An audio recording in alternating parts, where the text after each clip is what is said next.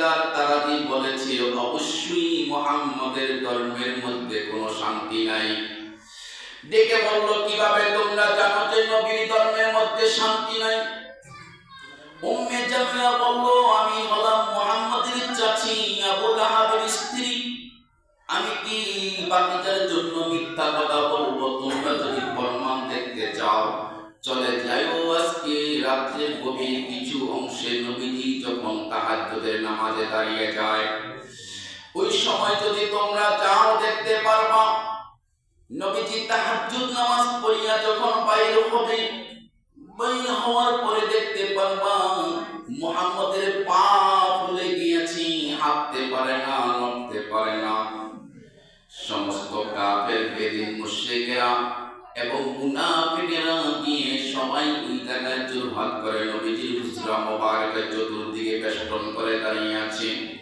কতক্ষণ নবীজি পারবে আর কতক্ষণ নবীজির পায়ের দিকে তাকাবে?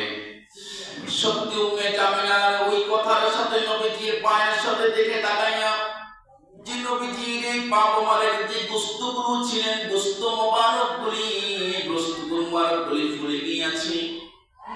এই অবস্থায় নবীজি হাঁটতে পারে না, কিছুক্ষণ হাঁটে কিছুক্ষণ বয়, অর্থাৎ নবীজির পা মোবারক ফুলে ব্যথা হয়ে গিয়েছে।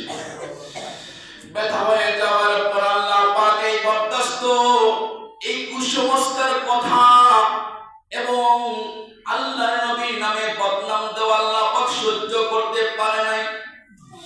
সহ্য করতে না পেরে সাথে সাথে সূরা তাহা 1 নং আয়াত 2 নং আয়াত নাযিল করে আল্লাহ পাক জানিয়ে দিলেন